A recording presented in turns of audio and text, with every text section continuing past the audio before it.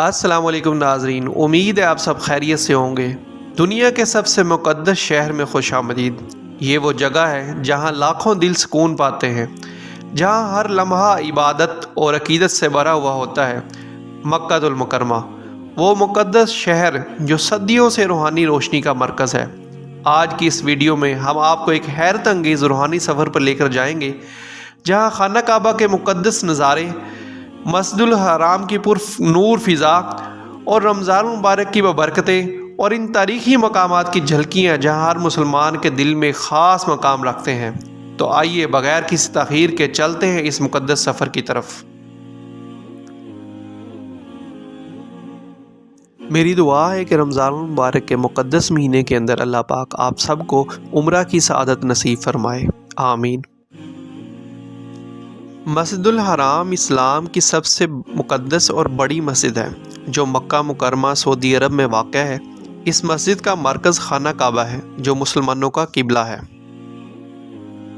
यहाँ नमाज का सवाब दीगर मसाजिद के मुकाबले में 1,00,000 गुना ज़्यादा है। सऊदी हुकूमत के तहत मस्जिदुल हराम और मस्जिद नबवी की देखभाल हरमैन शरीफैन प्रेसिडेंसी करती है। खाना काबा की बुलंदी 13.1 मीटर है। हर साल 9 ज़िलहज को इसका गिलाफ तब्दील किया जाता है, जिसे गिलाफ काबा कहा जाता है। मकाम इब्राहीम, ये वो जगह है जहाँ हज़रत इब्राहीम अलैहिस्सलाम ने काबा की तामीर के दौरान खड़े होकर काम किया था। इस पत्थर पर हज़रत इब्राहीम अलैहिस्सलाम के कदमों के निशान मौजूद हैं और ये पत्थर आज भी खाना काबा के सहन के अंदर मौजूद है। हिजर अस्वद खाना काबा के कोने में नस्ब स्याह पत्थर है, जिसे बोसा देना सुन्नत है। ये जन्नत से नाजिल किया गया था और रवायात के मुताबिक ये पहले सफ़ेद रंग का था, लेकिन इंसानों के गुनाहों की वजह से स्याह हो गया।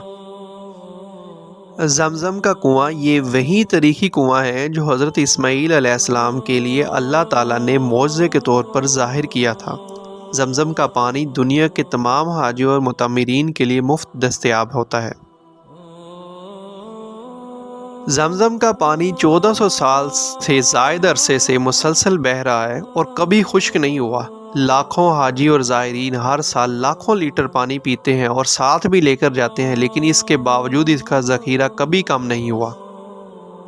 जमज़म का पानी आम पानी से ज़्यादा मादनियात पर मुश्तमिल होता है, जो सेहत के लिए मुफीद है। इसमें कैल्शियम, मैग्नीशियम, पोटाशियम और फ्लोराइड मौजूद हैं, जो इसे कुदरती एंटी बैक्टीरियल बनाते हैं। साइंसी तहकीक के मुताबिक जमज़म के पानी में किसी भी किस्म के बैक्टीरिया या जरासीम नहीं पाए गए। जमज़म का कुआं तकरीबन 30 मीटर गहरा है। इसका पानी 2 कुदरती चश्मों से आता है, जो काबा के नीचे से बहते हैं। जमज़म का पानी खुद ब खुद दोबारा भर जाता है, चाहे जितना भी निकाला जाए। एक हैरत अंगेज़ हकीकत यह है कि जमज़म का पानी हमेशा कुदरती तौर पर ठंडा रहता है, चाहे दर्जा हरारत कितना भी हो। नबी करीम सल्लल्लाहु अलैहि वसल्लम ने फरमाया था कि जमज़म का पानी इसी मकसद के लिए इस्तेमाल होता है जिस नीयत से पिया जाए। अगर कोई इसे शिफा, इल्म, रोज़ी या किसी और अच्छी नीयत से पीता है तो अल्लाह ताला इसे पूरा कर देता है। कई साइंसी तहकीकात और तजर्बात से साबित हुआ है कि जमज़म के पानी में जरासीम या किसी नुकसानदेह मादे का कोई असर नहीं होता। एक तहकीक के मुताबिक जमज़म का पानी आम पानी के मुकाबले में ज़्यादा तवानाई और मादनियात फराहम करता है। खाना काबा का दरवाज़ा, जिसे बाबे काबा कहा जाता है, सोने का दरवाज़ा है और खाना काबा के करीब एक नीम दायरा जहां नमाज पढ़ना बहुत फजीलत रखता है, उसे हतीम कहा जाता है। और बहुत सारे लोगों की कोशिश होती है कि उन्हें यहां पर नमाज पढ़ने की जगह मिल जाए। मस्जिदुल हराम के अगर रकबे की बात की जाए तो 4 लाख मुरब्बा मीटर से ज़्यादा इसका रकबा है। यहाँ पर 25 लाख से ज़ायद नमाजी एक वक्त में नमाज अदा कर सकते हैं। मस्जिदुल हराम में 9 बड़े मीनार हैं, जिनकी ऊंचाई 99 मीटर से ज़्यादा है। मस्जिदुल हराम की 3 मंजिलें हैं, जहाँ पर माजूर अफराद के लिए खसूसी रास्ते बने हुए हैं। मस्जिदुल हराम के अंदर जदीद सहूलियात हैं, जिनमें एयर कंडीशन हॉल, खुदकार सफाई का निज़ाम, जदीद स्पीकर सिस्टम मौजूद है। مسجد الحرام 24 گھنٹے کھلی رہتی ہے۔ یہ دنیا کی سب سے بڑی مسجد ہے۔ یہ وہ واحد مسجد ہے جہاں نماز کے دوران صفوں کی ترتیب دائرے میں ہوتی ہے۔ یہ وہ واحد جگہ ہے جہاں خواتین اور مرد بغیر کسی پردے کے ایک ساتھ عبادت کر سکتے ہیں۔ خانہ کعبہ کے گرد 7 چکر لگانے کو طواف کہتے ہیں، جو حج و عمرہ کا لازمی رکن ہے۔ رمضان المبارک کے آخری عشر میں یہاں پر لاکھوں لوگ اعتکاف کرتے ہیں۔ غار ثور مکہ کے جنوب میں واقع ایک تاریخی اور مقدس غار ہے۔ مکہ مکرمہ سے تقریباً 4 کلومیٹر جنوب میں واقع ہے۔ یہ وہی جگہ ہے جہاں حضرت محمد مصطفیٰ صلی اللہ علیہ وسلم اور حضرت ابوبکر صدیق رضی اللہ تعالی عنہ نے ہجرت مدینہ کے دوران 3 دن پناہ لی تھی۔ یہ واقعہ 622 عیسوی یعنی 1 ہجری میں پیش آیا جب قریش مکہ نے نبی کریم صلی اللہ علیہ وسلم کو قتل کرنے کا منصوبہ بنایا تو آپ صلی اللہ علیہ وسلم نے حضرت ابوبکر صدیق رضی اللہ تعالی عنہ کے ساتھ ہجرت کا فیصلہ کیا اور 3 دن تک اس غار میں قیام کیا۔ یہ غار ہجرت مدینہ کا ایک اہم مقام ہے اور آج بھی مسلمان اسے عقیدت سے دیکھتے ہیں۔ جبل نور یعنی روشنی کا پہاڑ مکہ مکرمہ میں واقع ایک مقدس پہاڑ ہے جو اپنی تاریخی اور روحانی اہمیت کی وجہ سے بہت مشہور ہے۔ اس پہاڑ میں واقع غار ہرا وہ مقام ہے جہاں حضرت محمد مصطفیٰ صلی اللہ علیہ وسلم پر پہلی وحی نازل ہوئی تھی۔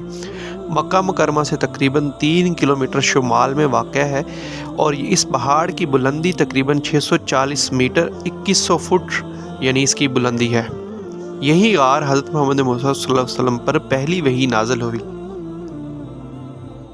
یہ ایک چھوٹی سی غار ہے جس کی لمبائی تقریباً 4 میٹر اور چوڑائی 1.5 میٹر ہے۔ یہاں سے خانہ کعبہ صاف نظر آتا ہے۔ یہی وجہ تھی کہ نبی کریم صلی اللہ علیہ وسلم یہاں عبادت اور غور و فکر کے لیے تشریف لاتے تھے۔ حج و عمرہ کے دوران زائرین کی بڑی تعداد اس پہاڑ پر چڑھ کر غار ہرا کی زیارت کرتے ہیں۔ اس پہاڑ پر چڑھنے کے لیے تقریباً 1200 سیڑھیاں چڑھنی پڑتی ہیں جس میں 1 سے 2 گھنٹے لگتے ہیں۔ مکہ کی تاریخ حضرت ابراہیم علیہ السلام اور حضرت اسماعیل علیہ السلام سے جڑی ہوئی ہے۔ اسلامی روایات کے مطابق اللہ تعالیٰ کے حکم پر حضرت ابراہیم علیہ السلام نے اپنے بیٹے حضرت اسماعیل علیہ السلام کے ساتھ مل کر خانہ کعبہ کی تعمیر کی، جو دنیا کا پہلا عبادت خانہ بنا۔ حضرت ابراہیم علیہ السلام کی وفات کے بعد مکہ ایک مشہور مذہبی اور تجارتی مرکز بن گیا۔ تاہم وقت گزرنے کے ساتھ ساتھ لوگوں نے بت پرستی اختیار کر لی اور کعبہ کے اندر مختلف بت رکھ دیے۔ قریش قبیلے نے شہر کا انتظام سنبھالا اور مکہ عربوں کے لیے ایک اہم زیارتی مرکز بن گیا۔ 570 عیسوی میں مکہ میں حضرت محمد مصطفیٰ صلی اللہ علیہ وآلہ وسلم کی ولادت ہوئی۔ آپ صلی اللہ علیہ وسلم قریش قبیلے کے معزز خاندان بنو ہاشم میں پیدا ہوئے۔ 610 عیسوی میں جب آپ صلی اللہ علیہ وسلم کی عمر 40 سال تھی، آپ کو پہلی وحی غار ہرا میں نازل ہوئی۔ اس کے بعد آپ صلی اللہ علیہ وآلہ وسلم نے مکہ میں اسلام کی دعوت دینا شروع کی، لیکن قریش کے سرداروں نے آپ صلی اللہ علیہ وآلہ وسلم اور آپ کے صحابہ پر شدید ظلم و ستم کیا۔ 622 عیسوی میں آپ صلی اللہ علیہ وآلہ وسلم نے مدینہ میں ہجرت کی، جسے ہجرت مدینہ کہا جاتا ہے۔ مدینہ میں اسلامی ریاست کے قیام کے بعد کئی سالوں کی کشیدگی کے بعد 8 ہجری میں حضرت محمد مصطفیٰ صلی اللہ علیہ وآلہ وسلم نے مکہ کو بغیر خون ریزی کے فتح کیا۔